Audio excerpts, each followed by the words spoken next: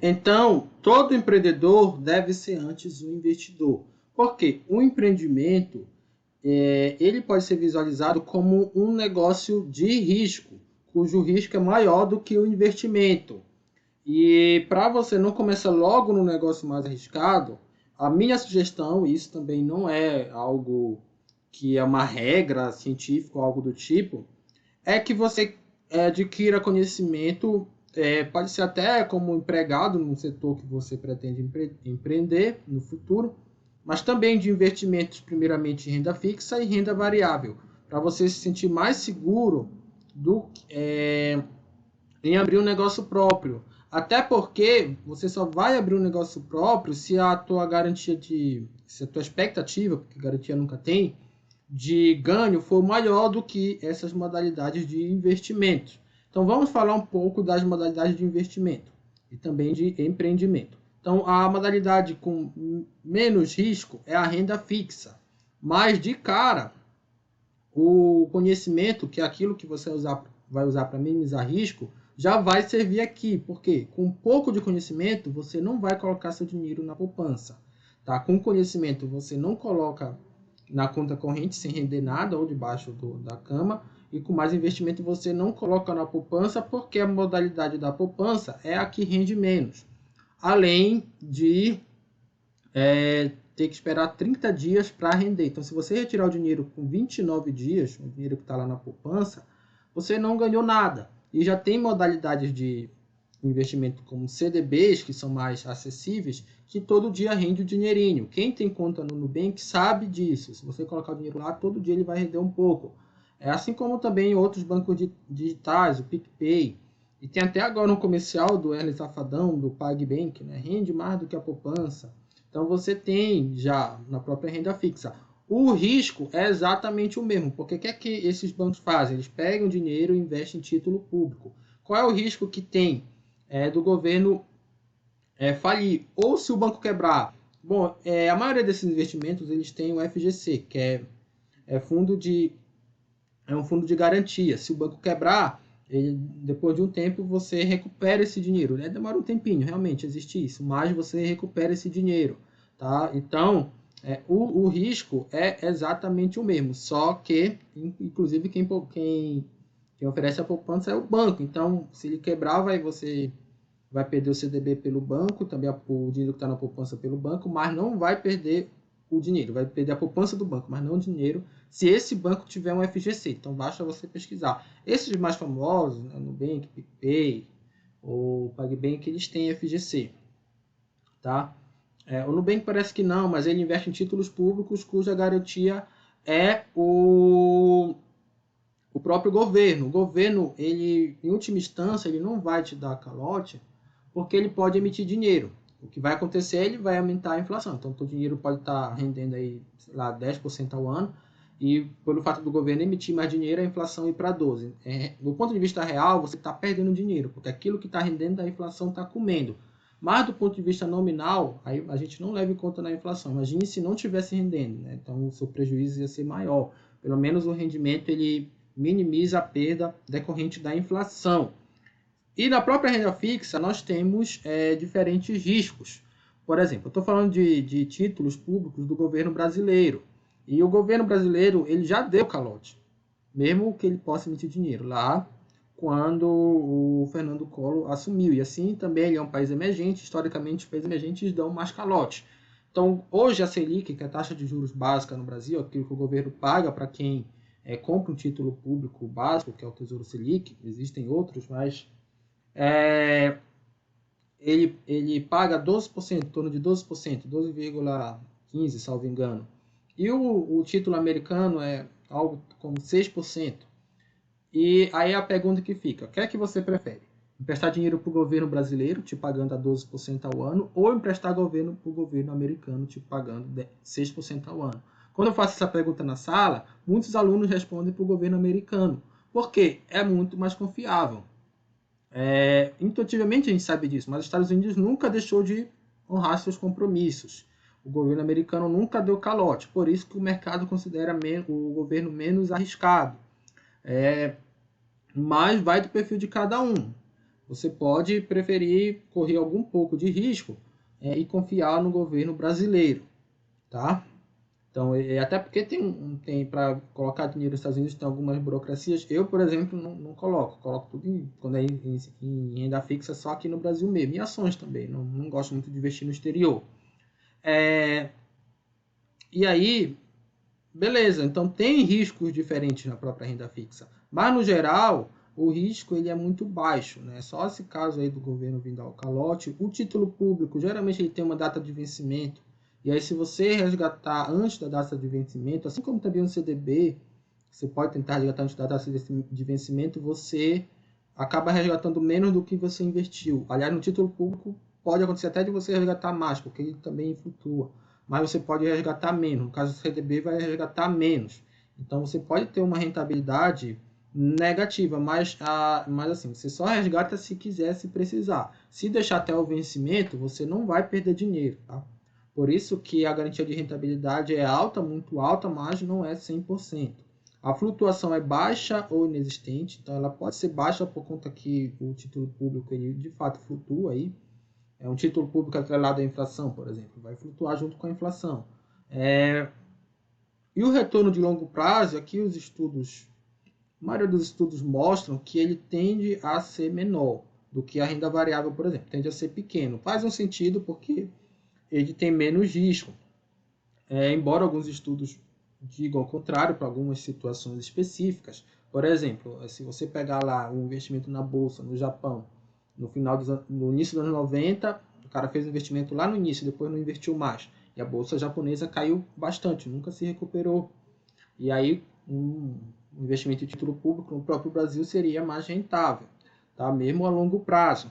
Só que isso são casos pontuais. E quando a gente vê na prática, os grandes investidores, né, internacional, Warren Buffett, Luiz Barsi Filho aqui no Brasil, eles não investem só em título público, em renda fixa. Na verdade, eles usam a renda fixa como uma contingência para comprar ações no momento de queda.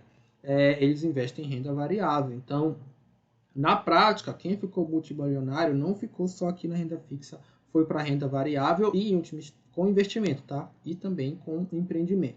Então vamos falar da renda variável.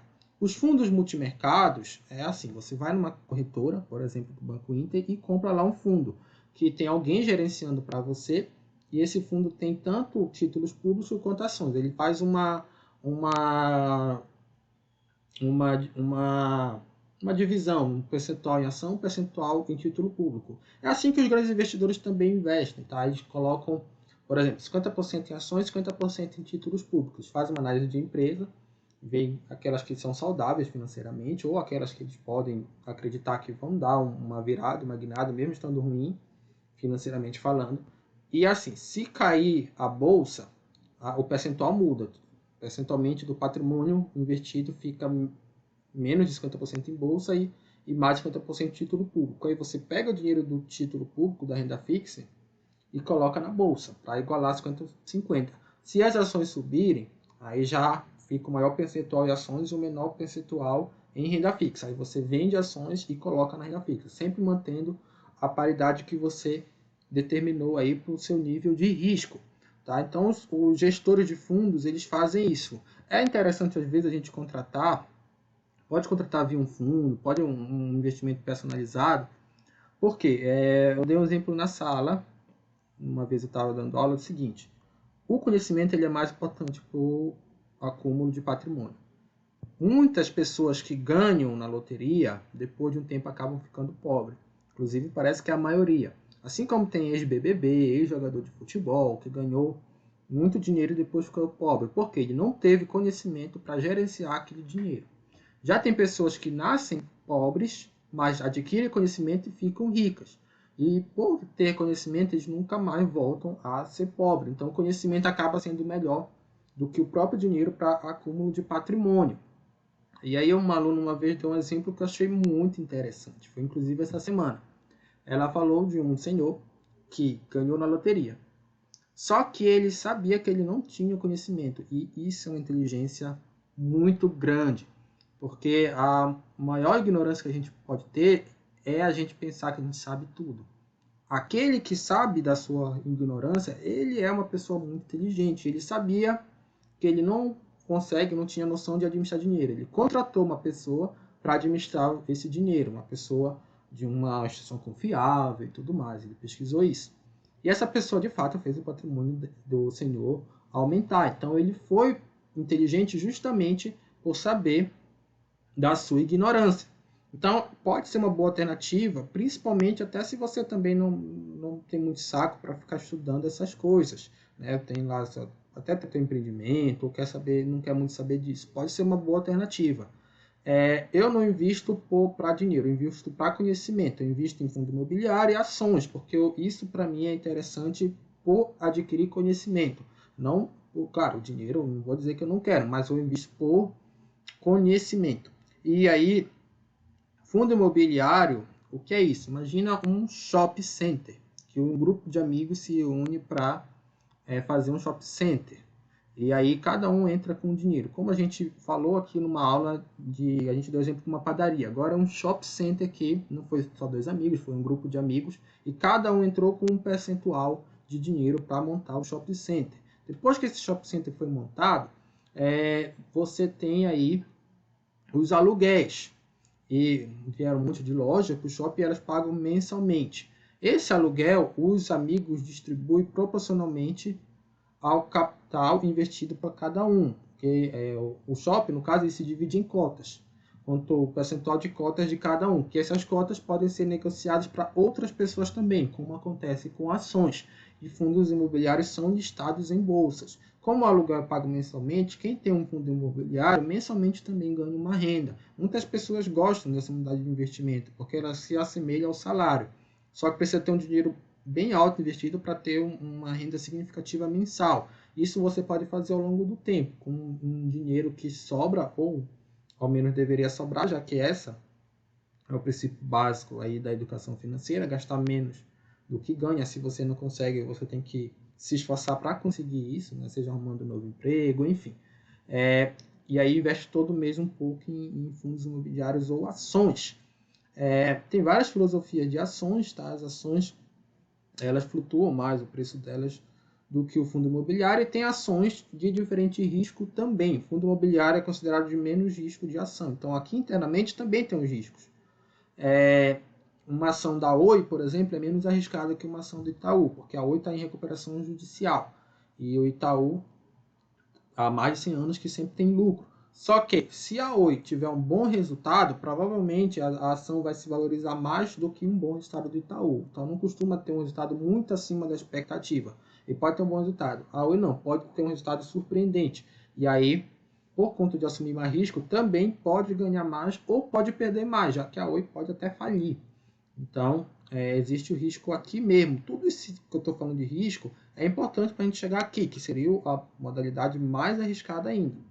Então, vamos lá. Garantia de rentabilidade é baixa e média aqui no mercado de renda variáveis, porque você pode comprar uma ação e ela cair. Aconteceu com o maior investidor do mundo. A primeira ação que ele comprou, com 10 anos de idade, no mesmo dia ela caiu. Só que ele não deixou de investir porque ele sabia que aquilo era para longo prazo. Tá? Ele começou a investir com 10 anos, ele entregava jornal, Warren Buffett, lá, aqueles garotinhos que entregam jornais nos filmes americanos, o dinheiro que entregava o jornal ele investia na bolsa. Vamos lá, flutuação é média alta. O mercado, né, de ações, de fundo imobiliário, ele fica toda hora flutuando, diferente aqui da renda fixa. O risco também é média alta, dependendo aí do que seja, tá?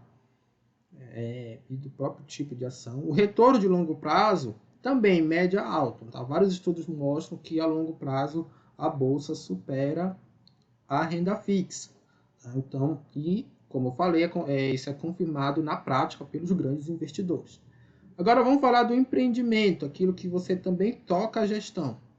Você não entra só com dinheiro, então é abrir o negócio próprio. A garantia de rentabilidade é muito baixa, porque uma ideia que você pode ter, muitas pessoas na sua localidade ou no mundo inteiro, né, no seu país ou no mundo inteiro, podem ter também. Então não é uma garantia de que aquilo vai dar certo, ou mesmo continuar crescendo. Pode dar certo no início e depois não dar certo no final.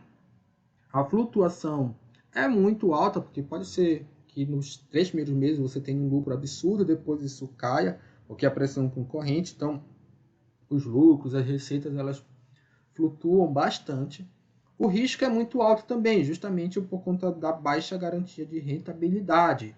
Agora, se o negócio der certo, o retorno de longo prazo ele tende a ser muito alto, inclusive maior do que a maioria dos investimentos de renda variável. É claro, se a gente pegar o Bitcoin, ele pode estar aqui, por exemplo, ainda na renda variável, e aí se conseguir comprar na máxima e vender na alta, que é muito difícil, você pode ter um ganho extraordinário, mas aí tem que ser também muito dinheiro. Aqui, também na prática, a gente vê que as pessoas mais ricas do mundo são empreendedores, abriram negócios próprios. Então, o Elon Musk, ali, o Bill Gates, Jeff Bezos, estou falando desses caras, eles tudo têm negócio, não tem ninguém que só investe em renda fixa ou só é um trabalhador, tá? Espero que tenham gostado, até a próxima.